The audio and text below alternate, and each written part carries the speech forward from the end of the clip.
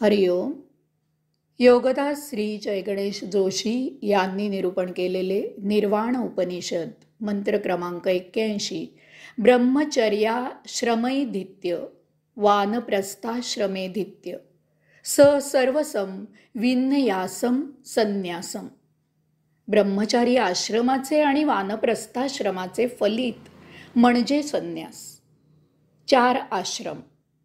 ऋषींनी आपल्या जीवनाची घडी, आपले आयुष्य 4 आश्रमात विभागलेले होते. ही फार सुंदर आणि अति उपयुक्त अशी प्रथा होती.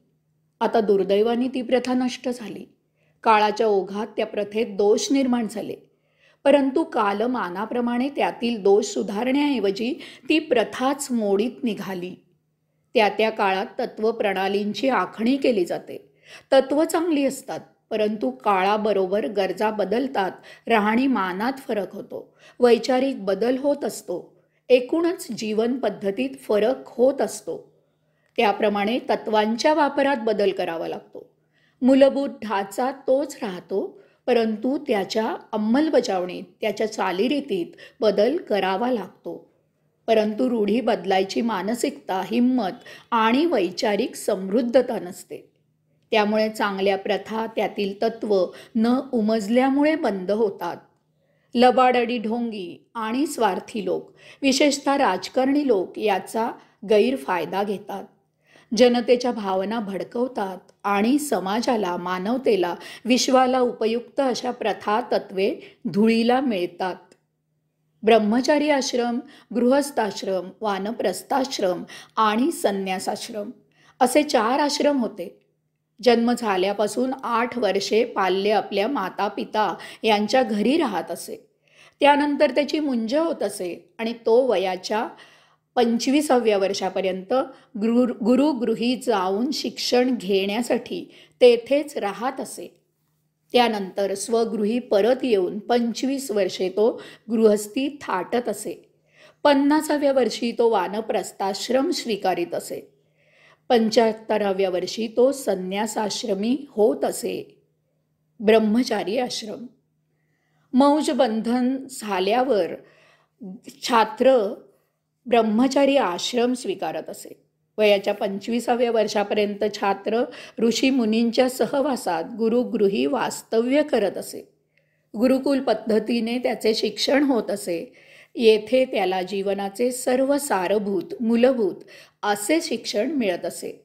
केवळ घोकमपट्टी नसे, केवळ पुस्तकी विद्या नसे, ते जीवन शिक्षण असे. गुरुच्या तालमीत तावून सुलाखून जीवनाच्या प्रांगणात पाऊल ठेवायला तो पक्व होत असे. ऋषीमुनींच्या सहवासात किंवा गुरुगृही त्याचे आचरण ब्रह्माला अपेक्षित असे होत असे. इतर शिक्षणासह त्याला आत्मज्ञान दिले जात असे. त्याला ध्यान समाधीची अनुभूती मिळत असे.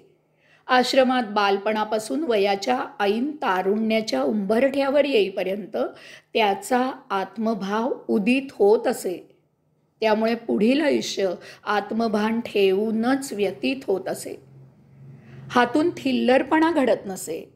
गृहस्थीत प्रवेश करण्यापूर्वीच छात्रात ब्रह्मतेज प्रकट झालेले असे. त्यायोगे कामना, वासना, इच्छा, अपेक्षा यांच्या मर्यादा आपोआपच सांभाळल्या जात असत. त्यामुळे एकूणच समाज सुसंस्कृत असे, ज्ञानी असे, आत्मज्ञानी असे. गृहस्थाश्रम. वयाच्या 25व्या वर्षी छात्राचे लग्न होत असे. तो गृहस्थी थाटत असे. यावेळी ब्रह्माचरणामुळे त्याचा आत्मभाव अगोदरच उदित झालेला असे. त्याला कामना, वासना याचे पूर्ण ज्ञान असे. देहरूपींची ओळख झालेली असे. त्यामुळे तो त्यांच्या आहारी जात नसे. त्याला भौतिक वस्तू जगताची अत्यावश्यकता माहीत झालेली असे. मानवी जीवनाचा उद्देश काय आहे याचे त्याला ज्ञान असे. धनसंपत्तीचा व्यावहारिक उपयोग समजत असे. सत्य ज्ञान झालेले असल्यामुळे तो वस्तू जगताच्या भोगापवर्गतेत रुतत नसे. त्याला उत्तम प्रकारे सामाजिक जाणीव असे. त्याच्यात एक सुजाण नागरिक तयार झालेला असे. या सर्वांमुळे त्याची स्वतःची एकूणच जीवनशैली त्याचे वैयक्तिक जीवन समृद्ध करत असे. अशा प्रकारचे नागरिक असलेला समाज एकमेकास सहाय्य करून गुणागोविंदानी राहत असे. सर्वत्र शांती आणि समृद्धी असे. वानप्रस्थाश्रम. अशा प्रकारे 25 वर्षे संसार केल्यावर गृहस्थ त्याच्या वयाच्या 50व्या वर्षी वानप्रस्थाश्रम स्वीकारत असे. यावेळी त्याची मुले गुरुगृही ज्ञानी होऊन स्वगृही परत आलेली असत.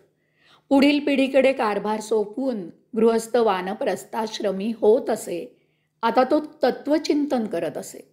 विश्वाच्या कल्याणाकरता, समाजाच्या भल्याकरता, मानवाच्या उन्नतीकरता तो विचार करत असे आणि स्वतः झटतही असे. ब्रह्मचारी आश्रमात पायाभूत विद्या घेतलेली असे. त्याची अंमलबजावणी गृहस्थाश्रमात केलेली असे. त्यामुळे तो अनुभवाने समृद्ध झालेला असे. त्याच्या अनुभवाचा समाजाला फायदा होत असे.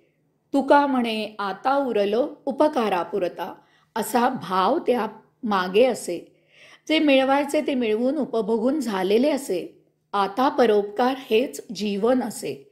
स्वानुभवाचा फायदा सर्वांना करून देणे हेच जीवित कार्य असे. इतरांच्या उपयोगी होणे हेच जीवन असे. यामुळे सामाजिक जाणीव जोपासली जात असे. निरीच्छ वृत्तीचा आदर्श, निवृत्ती म्हणजे काय त्याचा उत्तम नमुना, निस्पृहता म्हणजे काय याचा धडा सर्वांसाठी प्रत्यक्ष आचरणातून पुढील पिढीसाठी घालून दिला जात असे. येथे स्वतः सर्व काही करून काहीही न केल्यासारखी वर्तणूक असे. संन्यासाश्रम. अशा प्रकारे वयाच्या 75व्या वयापर्यंत वानप्रस्थाश्रमात आचरण करून आता संन्यासाश्रम स्वीकारला जात असे. या सूत्रात ऋषी म्हणतात की ब्रह्मचारी आश्रमाचे आणि वानप्रस्थाश्रमाचे फलित म्हणजे संन्यास.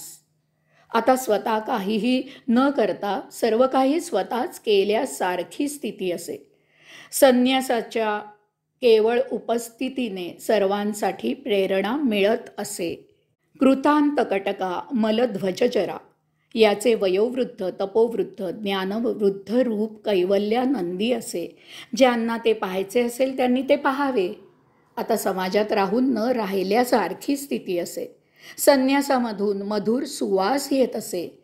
ज्यांना पाहिजे त्यांनी त्याचा आस्वाद घ्यावा. मठ आश्रम स्थापून किंवा एखाद्या मठात आश्रमात संन्यासाकडून पुढील पिढी घडवण्यासाठी मार्गदर्शन होत असे. त्याच्यामधून मधुर वचने स्त्रवत असत. ज्यांना ऐकायची असतील त्यांनी ती ऐकावीत. ज्यांना शंका कुशंकांचे समाधान करून घ्यायचे असेल त्यांनी ते करून घ्यावे.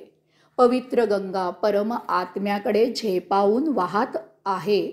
ज्यांना त्यात स्नान करायचे असेल, ज्यांना त्यात डुबकी मारायची असेल, ज्यांना त्यातच तरंगायचे असेल त्यांनी तसे करावे.